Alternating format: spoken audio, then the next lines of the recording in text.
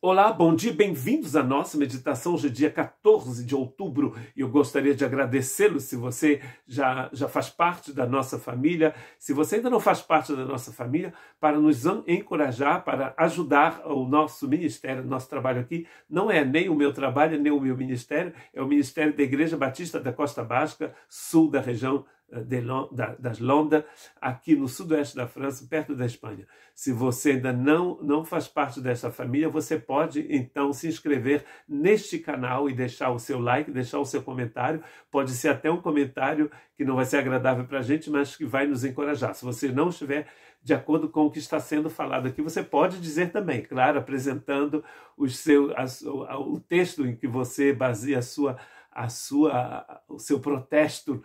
Não, nós somos um canal livre, você pode deixar o seu comentário. E se você conhece o Senhor Jesus, ore por nós e ore pelo ministério da Igreja Batista da Costa Basca e também de todos os filhos e as filhas de Deus que moram aqui nesta região da França, perto da Espanha, que precisa de conhecer o Evangelho de Cristo Jesus. Em 2 Coríntios, capítulo 4, verso 8, Paulo diz: de todos os lados somos pressionados, mas não desanimados, ficamos perplexos, mas não desesperados.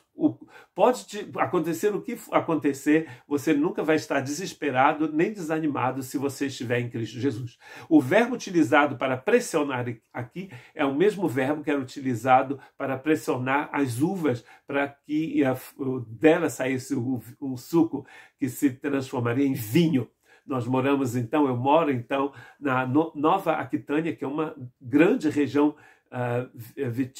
vinícola da França.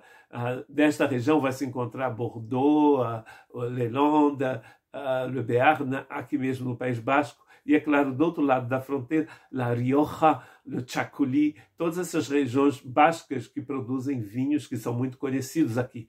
Quando a uva era pressionada, ela ia produzir então esse vinho. O que Paulo está dizendo aqui é que nós somos de todos os lados, de todas as formas, nós que estamos em Cristo Jesus, somos perseguidos pelo fato de sermos cristãos, é claro. Há muita gente que é perseguida por outras razões, não é o que ele está falando aqui. Quando ele fala de sofrimento de perseguição, ele está falando da perseguição que as pessoas viviam por serem estarem em Cristo Jesus e pertencerem a Cristo Jesus. Ele continua, antes de continuar, o Paulo conhecia muito bem o que era ser perseguido por ser discípulo de Cristo Jesus. Aliás, no capítulo 11 da segunda epístola aos Coríntios, ele vai contar o sofrimento que ele teve, físico, emocional e espiritual. Em Atos 23, verso 12, está escrito: na manhã seguinte, os judeus tramaram uma conspiração e juraram solenemente que não comeriam nem beberiam enquanto não matassem Paulo. Ficaram muito tempo sem comer e beber, porque Paulo não foi morto daquela vez, ele foi para Roma, ficou uns 2 anos entre um lugar e o outro da Palestina e de outras regiões, até chegar em Roma. Paulo sabia o que era ser perseguido, o que era sofrer. Aliás, no mesmo capítulo 4 de 2 Coríntios, no verso anterior, que foi a última meditação que a gente colocou no nosso canal, ele diz que nós temos no vaso de barro, contém um tesouro muito precioso.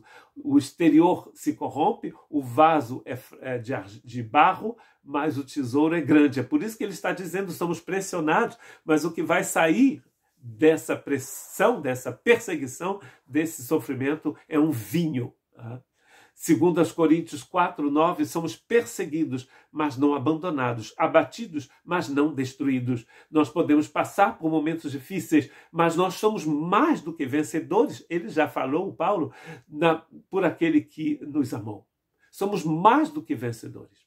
Ou seja, pode acontecer o que acontecer, você sempre vai ser vencedor se você está em Cristo Jesus. No verso 10 do capítulo 4 de 2 Coríntios, ele diz: trazemos sempre em nosso corpo o morrer de Jesus, para que a vida de Jesus também seja revelada em nosso corpo. Muita coisa em nós tem que morrer com Jesus. É por isso que Paulo, escrevendo aos Romanos, no capítulo 6, ele diz que nós fomos batizados na cruz de Cristo.